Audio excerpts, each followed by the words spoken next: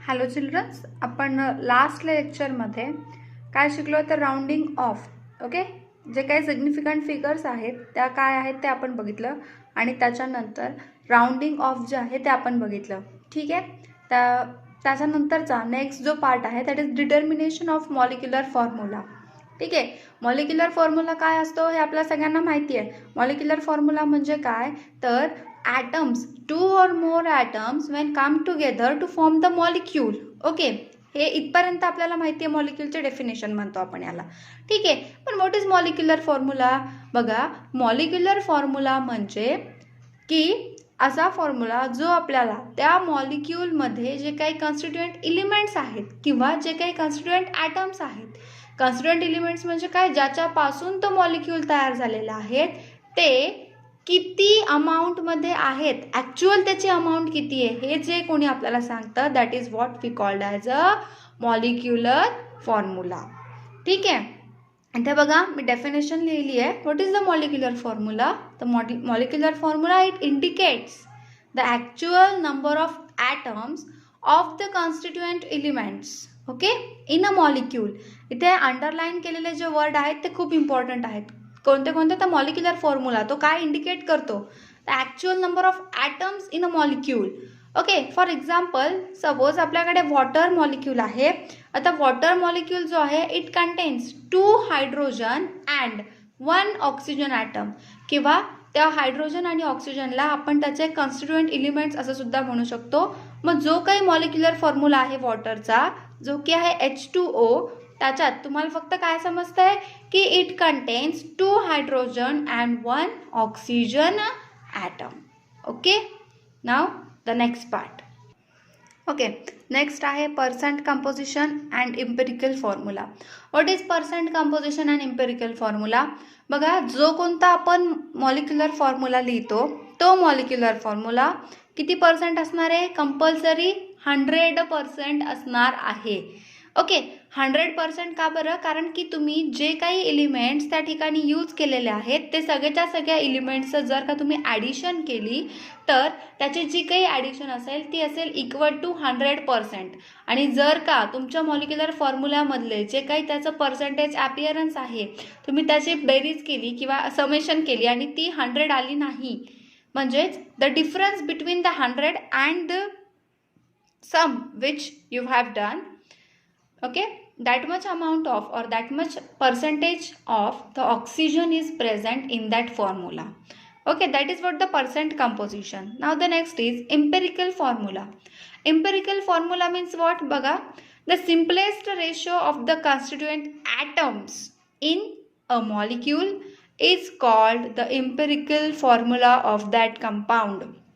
तुम्हाला एखादा फॉर्म्युला तयार करायला सांगितला आहे, पण त्या फॉर्म्युल्याचा एखादा मॉलिक्यूल तयार करायला सांगितला तुम्हाला, पण त्याच्यामध्ये टोटल किती किती ॲटम्स आहेत किंवा किती कॉन्स्टिट्युएंट एलिमेंट्स आहेत ते आत्तापर्यंत तुम्हाला माहिती आहे का? नाही. तुम्हाला फक्त काय माहिती आहे? त्याचा सिम्पलेस्ट रेशो, फिक्स्ड नंबर ज्या ठिकाणी माहीत असतात तेव्हा आपण त्याला काय म्हणतो? It is a molecular formula.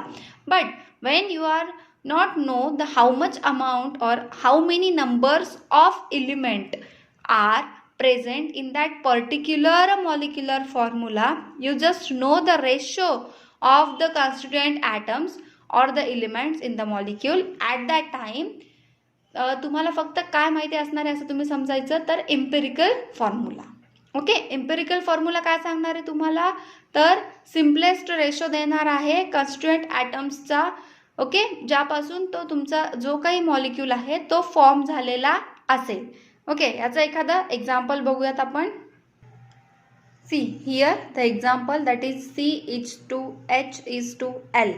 Okay, म्हणजे तुमच्याकडे जे काही कॉन्स्टिट्युएंट एलिमेंट्स आहेत ते कोण कोण आहेत? कार्बन, हायड्रोजन आणि क्लोरीन. आणि हे 1:2:1 काय आहे तर त्यांचा सिम्पलेस्ट रेशो आहे त्या कॉन्स्टिट्युएंट एलिमेंट्सचा. ठीक आहे, मग सिम्पलेस्ट रेशो आहे म्हणजे आता बघा, 1 कार्बन, 2 हायड्रोजन आणि 1 क्लोरीन असा कोणता फॉर्म्युला आहे का? CH2Cl नाही, असा कोणताच फॉर्म्युला नाही आहे. मग हा जो रेशो आहे हा रेशो तुम्हाला काय इंडिकेट करतो तर जो कोणता मॉलिक्युलर फॉर्म्युला तयार होणार आहे त्या मॉलिक्युलर फॉर्म्युल्यामध्ये कार्बन, हायड्रोजन आणि क्लोरीन यांचा रेशो कसा असेल? जर म्हणजे तुम्ही एक कार्बन घेतला तर एकच क्लोरीन आणि 2 हायड्रोजन, म्हणजे कार्बनच्या डबल हायड्रोजन त्या मॉलिक्युलर फॉर्म्युलामध्ये असणार आहे.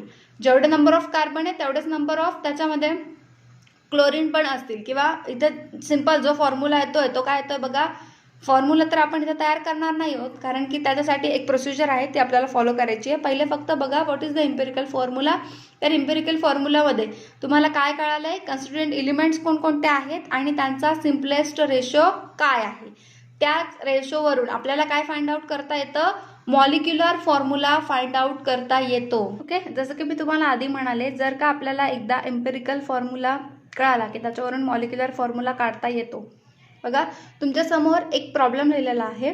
A compound contains 4.07% of hydrogen, 24.27% of carbon and 71.65% of the chlorine by mass, and its molar mass is 98.96 gram.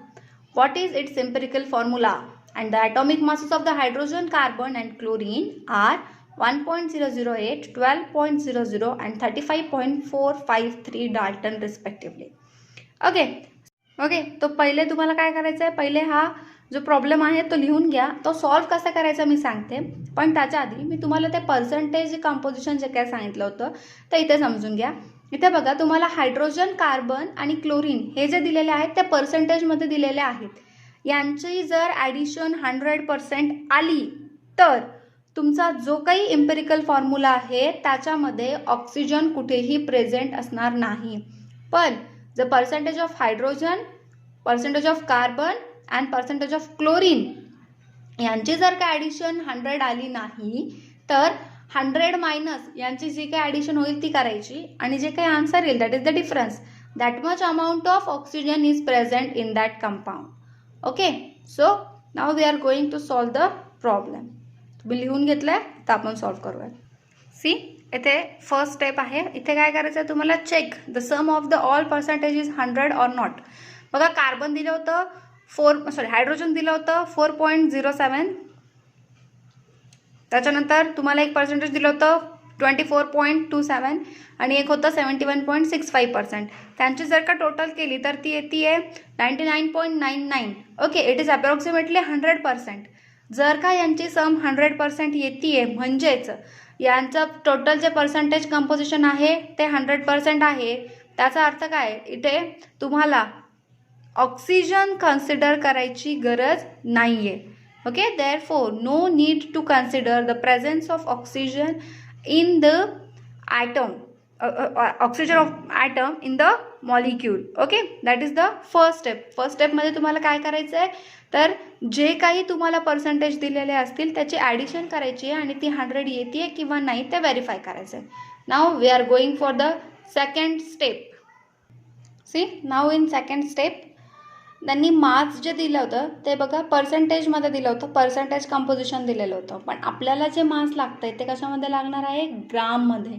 म्हणून आपण काय कन्सिडर करायचं आहे, द टोटल पर्सेंटेज, द 100% जे काय आलं होतं ना आपले total, consider it as a 100 gram. Okay, so the